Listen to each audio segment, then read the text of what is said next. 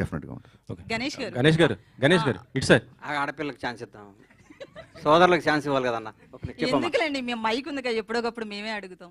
అయితే పవన్ కళ్యాణ్ రీసెంట్ గా మాట్లాడుతూ డిప్యూటీ సీఎం అయిన తర్వాత సినిమాలు తగ్గిస్తాను అన్నట్లుగా ఆయన ఓపెన్ గానే చెప్పాడు. సో ఈ 2 సినిమాల తర్వాత ఉస్తాద్ భగత్ సింగ్ కావచ్చు, హరిహర వీరమల్లి, ఈ 2 సినిమాల తర్వాత సినిమాలు వచ్చే అవకాశాలు చాలా తక్కువగా ఉన్నాయి. యాజ్ ఏ ఫ్యాన్ గా మీరు ఏం చెప్తారు? కుదరదమ్మా, అట్లా సినిమాలు చేయాల్సిందేనా, ఒప్పుకోం. గణేష్ గారు ఎందుకంటే ఆయన సినిమాలు చేయకపోతే ఆయనకి ఇన్కమ్, ఆయనకి ఆదాయం వచ్చేది సినిమా. ఆయన ఖర్చులకి, ఆయన పార్టీ నడపడానికి అదొక అద్భుతమైన పార్టీ. ఆయన చేసే కార్యక్రమాలు కానీ ఆయన దగ్గర కానీ ఆయన ఎట్టి బస్సులో ఏదో టైం చూసుకొని మాలాంటి వాళ్ళకి అవకాశాలు ఇస్తే సినిమాలు చేయాలని మనస్ఫూర్తిగా కోరుకుంటున్నాను. ఆయన ఏ పదవిలో ఉన్నా కనీసం సంవత్సరానికి 2 నెలలకు ఒక సినిమా జనానికి ఇవ్వాలని నా ఆశ. ఆ ఆశ నెరవేరుతుందని కోరుకుంటాను.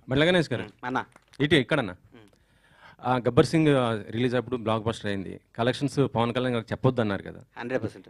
ఇప్పుడైనా చెప్తారా? ఎందుకంటే ఇప్పుడు సినిమాలు ఏది రీ రిలీజ్ అయినా కూడా కలెక్షన్స్ ఇంత చెప్తున్నారు. ఇప్పుడు చెప్తాను. లాస్ట్ టైం చెప్పక బాధపడ్డాను ఛాన్స్ సార్లు. ఆయన ఎవరికి చెప్పొద్దు, ఈసారి ఆయన నేను చెప్పేస్తాను, 80% చెప్తాను. ఇప్పుడు చెప్పండి మరి, అప్పుడు ఎంత వసూలు చేసింది? ఇప్పుడు ఆయన సత్యనారాయణ గారు రిలీజ్ అయినా చెప్తాం. ఇప్పుడైతే అద్భుతంగా ఉన్నాయి, ఓపెన్ చేయగానే ఫుల్ అయిపోతున్నాయి. నాకు దాదాపు అసలు ఈ చరిత్రలో కని విని ఎరగని విధంగా ఇండియన్ సినిమాల్లో రీ రిలీజ్కి ఎంత కలెక్ట్ చేస్తా అనే విధంగా కలెక్ట్ చేస్తాను నమ్మకం నాకు ఉంది. డెఫినెట్గా అది రీచ్ అవుతాం అనిపిస్తుంది. ఎందుకంటే సెకండ్ మార్నింగ్ రిలీజ్ చేయాల్సింది, దీన్ని ముందు రోజు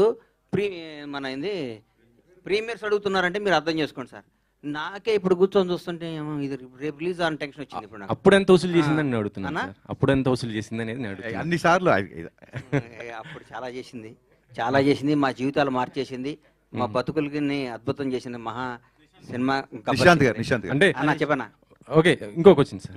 మీరు ఆయన ఇంకొక లెవెల్లో చూస్తున్నాను అంటున్నారు కదా, అంటే 2029లో సీఎంగా చూస్తారా అనుకుంటున్నారా?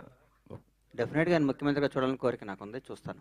మీ పాత్ర చనిపోయారు పాపం ఆయన, మన యూట్యూబ్ ఇంటర్వ్యూ చేశాడు, ఆయన పేరు ఏందన్న, టిఎన్ఆర్ గారు, మహానుభావుడు. ఆయన ఒకరోజు మా ఇంటికి వచ్చి ఇంటర్వ్యూ చేశారు. దాదాపు 10 ఏళ్ళు 9 ఏళ్ళ నాడు 7 ఏళ్ళ నాడు నేను చెప్పాను ఆయన కరోనాలో చనిపోయేటప్పుడు మీరు రాసి పెట్టుకోండి నా ఇంటర్వ్యూ చెక్ చేయండి. పవన్ కళ్యాణ్ ఆయన ముఖ్యమంత్రి అవుతారు, ఆయన స్థాయి వేరు, ఆయన ఎక్కడో ఉంటాడని. నేను 7 సంవత్సరాలు